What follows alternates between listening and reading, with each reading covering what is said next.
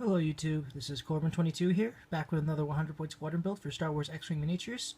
tonight's build, I've taken a look at three rebel ships, the Z95 AF4 Headhunter, the Incom T65 X-Wing, and the Freytech Incorporated E-Wing Interceptor, or E-Wing Escort Fighter. Now, the one thing the thing that brings these ships together is the fact that they're all part of they're all like Snub fighters, and each of these ships is a successor to each other. For example, the X-wing is the successor to the Z95, and the E-wing was supposed to be the successor to the X-wing, but later on became its own standalone fighter, due to the fact that it wasn't really as popular as the Incom T65s, and the fact that upon its release, it kind of had weapons problems, and the ship is only allowed to have R7 Astromechs, which kind of limited its their effectiveness. They weren't really as versatile as the X-wing, but they had more firepower and more agility and whatnot. Also, the E-wing out of this build, the E-wing is the only ship that's not made by Incom. The Z95 and the X-wing are all made by Incom Corporation. The E-wing escort fighter was made by Freytech Industries. But that being said, they're all technically related to each other because they're part of a Snub fighter family. So that's the ships. They're the pilots. Let's look at their builds. So the build is it's a decent one, so to speak. It's not, I wouldn't say it's my best build, but considering what I have at the time, if you play it right, it can work out. So let's start with the oldest ship of the bunch, and that is piloted by. Hang on, there we go. Piloted by Lieutenant Blount. He has a pilot skill of 6. He flies the Z95 AF4, Incom Z95 AF4 Headhunter. He has an attack value of 2, an agility value of 2, a hull value of 2, and a shield value of 2. So pretty balanced stats. He can take on the focus and lock-on actions. He costs 17 squadron points, and is able to take on an elite pilot skill upgrade and a missile upgrade. His ability states, when attacking, the defender is hit by your attack even if he does not suffer damage. I will admit, this ability confused me a little bit.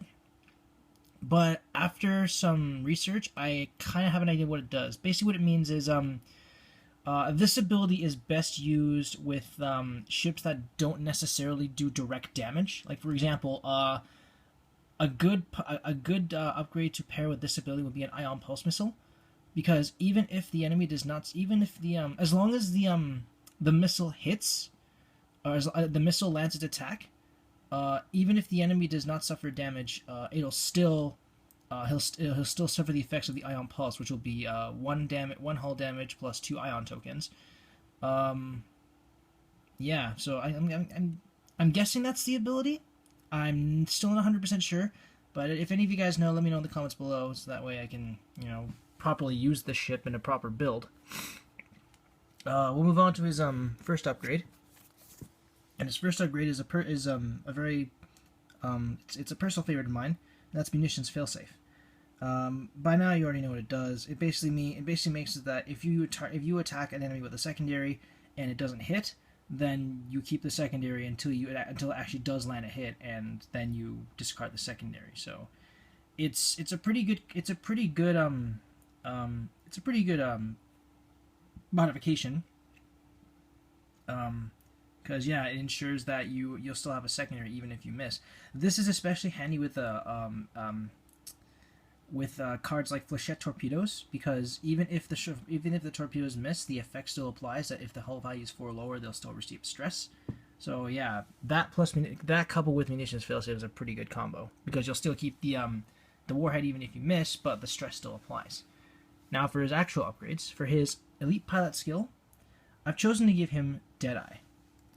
And Deadeye states, if I can get this to focus, Deadeye states, you may treat the attack target lock header as attack focus. When an attack instructs you to spend a target lock, you may instead a focus token instead. So with Deadeye, it makes it so that you can substitute target locks for focuses if you're using a secondary, which will help because it kind of gives you more variety.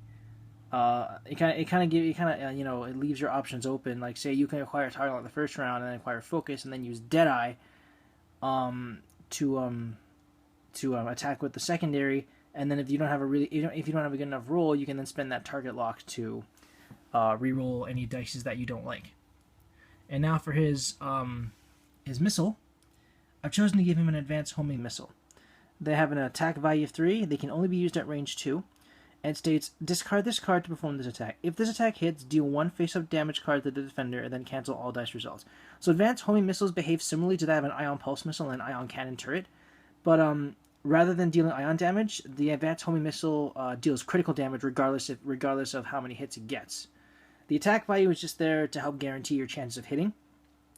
Regardless if it does hit, the enemy does not suffer 3 hits. They suffer that 1 face-up, and then you discard the card. This is where Blount's ability comes into play. Yeah, because as long as the attack still hits, even if the enemy doesn't suffer any damage, the advanced homing missiles will still hit their mark. I'm guessing that's how it is. Anyway, moving on to the successor to the Z95, we have Biggs Darklighter. Biggs Darklighter has a pilot skill of 5. He flies the Incom T-65 X-Wing. He has an attack value of 3, an agility value of 2, a hull value of 3, and a shield value of 2. You take on the focus and lock-on actions, costs 25 squadron points, and is able to take on a warhead upgrade and an astromech upgrade. His ability states, other friendly ships at range 1 cannot be targeted by attacks if the attacker could target you instead.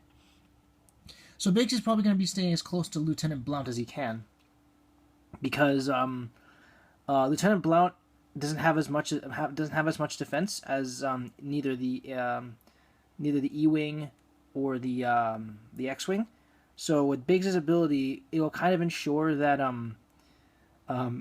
Lieutenant Blount will survive, provided he stays within formation, because the enemy will be targeting Biggs. The enemy, while they want to target Blount, they'll instead target Biggs instead, and he has a better chance of surviving because of his more up-to-date ship. To ensure Biggs' survival, I've decided to give him a hull upgrade as his modification, which increases his hull value by 1. So that means Biggs now has a hull value of 4 and a shield value of 2, increasing his total hit point value to 6. This will allow him to take 1 extra hit than most other X-Wings. However, even though he'll have 6 hit points, he's still more susceptible to criticals, because he'll have those 4 extra. He'll have those his shield to be gone, and then he'll have those 4 hull points that can be it'll be pretty hazardous for him. Moving on, his upgrade is his Astromech is actually the Astromech he had during the Battle of Yavin. I believe it is anyway. And it is R2F2.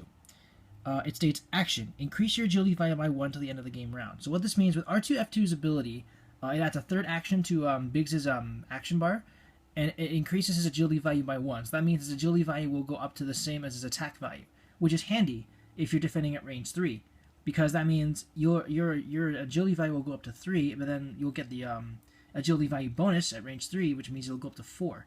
So R2F2 helps to ensure that Biggs will help Biggs evade enemy attacks that come his way, especially if he's going to be staying close to Lieutenant Blount, because Biggs will be taking the brunt of the assault. For his warhead, I have chosen another personal favorite of mine, Flechette Torpedoes. They have an attack value of 3. They can be used at range 2 to 3, and it states, attack target lock. Discard this card and spend your target lock to perform this attack. After you perform this attack, the defender receives 1 stress token if its hull value is 4 or lower. The ship is very good against pretty much every single TIE except for maybe the TIE Bomber and the TIE Punisher, because every TIE has a hull value of at least 3, at least 3. So Flechette Torpedoes will guarantee that even if the attack misses, they'll still suffer a stress, because in real time they'll be banking out of the way of that Flechette Torpedo, and they're going to get stressed because they're going to be thinking, holy shit, I just evaded it, holy shit, that was too close. Yeah, those are his upgrades. Now we move on to the I guess you could say the workhorse of the build, and that is the pseudo predecessor to the X-wing, or the pseudo successor, sorry, to the X-wing fighter, and that is Etahn A'baht, or Etahn A'baht. He has a pilot skill of 5. He flies the Freitech Incorporated E-wing escort fighter. He has an attack value of 3, an agility value of 3, a hull value of 2, and a shield value of 3. He can take on the focus, lock-on, barrel roll, and evade actions. It costs 32 squadron points, so it's a very pricey ship. And he can take on an elite pilot skill upgrade, assistance upgrade, a warhead upgrade, and an astromech upgrade. His ability states, when an enemy inside your firing arc at range 1 to 3 is defending, the attacker may change one of its hit results to a critical. So with Etahn's ability, if I'm reading this correctly, it states that as long as Etahn has the enemy in his firing arc, any ship that's attacking him at range 1 to 3, or any ship that's attacking him, the defender can change the attacker can change one of his results to a critical result. So that means if Etahn has, say, let's say he has Howlrunner at range 3 and he's in his firing arc. If Lieutenant Blount attacks at range 1 and Howlrunner is still in Etahn's firing arc, that means Lieutenant Blount can change one of his results into hit results to a critical. I think it also applies to Etahn himself as well. I'm not 100% sure. But yeah, this basically guarantees that as long as Etahn keeps the enemy in his firing arc, any other ship attacking him will have a better chance of scoring a critical hit on their opponent. For his modification, like with Blount, I've also given him a munitions failsafe, which will guarantee that if he misses with his secondary, he won't lose it until it actually hits. For his elite pilot talent, I've chosen to give him Outmaneuver. It states, when attacking... Hang on a second here. It states, when attacking an enemy ship inside your firing arc, if you are not inside that ship's firing arc, reduce its agility by 1 to a minimum of 0. So I believe this card is pretty deadly with Etahn, because Etahn will most likely be firing outside of the enemy's firing arc, and Outmaneuver will reduce his agility value by 1. And with Etahn's ability, one of those hits, regardless if he's attacking with his primaries or secondaries, one of those hits that he rolls is going to turn into a critical.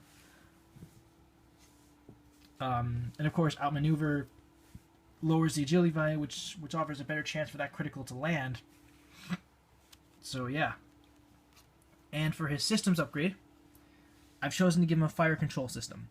And it states, after you perform an attack, you may acquire a target lock on the defender. So with the fire control system, it kind of it saves on your it saves you from performing a lock-on action the next turn, because after you attack, you immediately can immediately acquire a target lock on the defender, and then the next turn you can take on a focus, barrel roll, or evade action with Etahn, and yeah, and of course if you have any warheads, it makes it easier for you to use them the next round. Speaking of warheads, for his particular warhead, I've chosen Plasma Torpedoes. They have an attack value 4, can be used at range 2 to 3, and it states, attack target lock. Spend your target lock and discard this card to perform this attack. If this attack hits, after dealing damage, remove 1 shield token from the defender. So for the Plasma Torpedoes, it's very handy against heavily shielded ships like the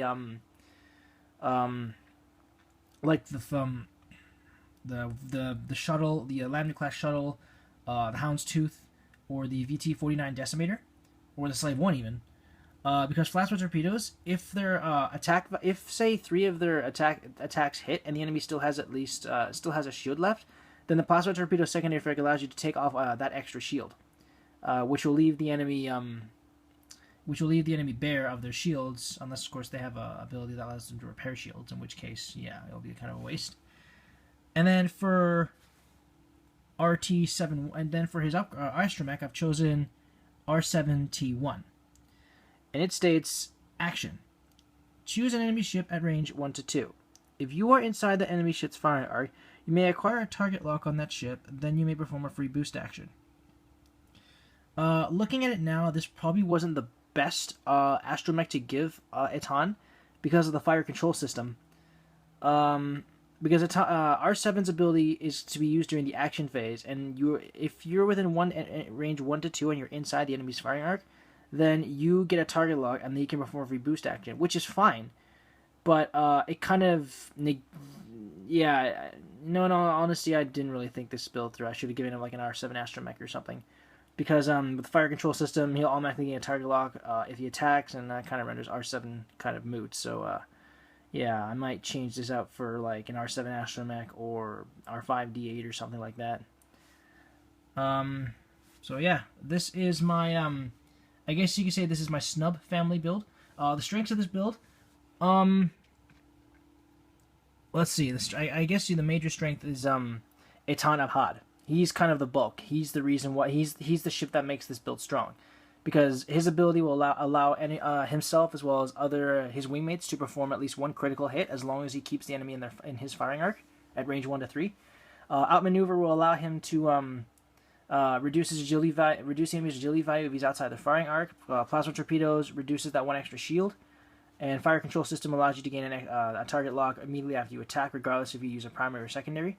Added to his already impressive stats and his wide array of actions, he'll be a pretty hard fire to hit.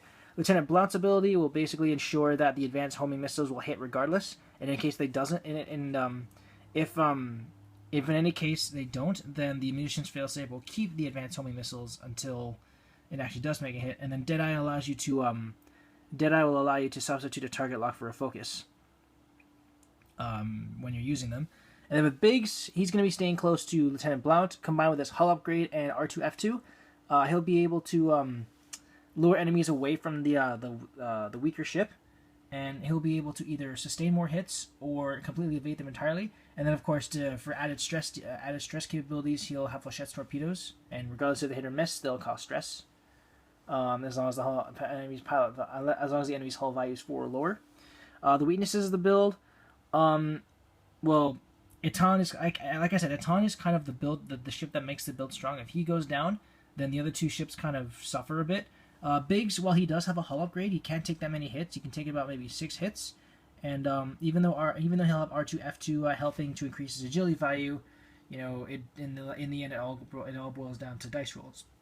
And Lieutenant Blount's weakness is obvious. He has balanced stats, true, and he's a very cheap ship, but balance isn't always everything. I mean, he's got like 4 hit points, 2 shield, 2 hull, and it probably will take him like maybe a couple attacks from the enemy for him to go down. So yeah, this is my Snub Fighter family build. This is my Snub family build. Let me know what you guys think in the comments below. Any constructive criticism is greatly appreciated. If you like, you may use this build for any competitive or casual play, or if you want, you can tweak it or revamp it to your own specifications. Thank you guys so much for watching. This is Corbin22 signing off.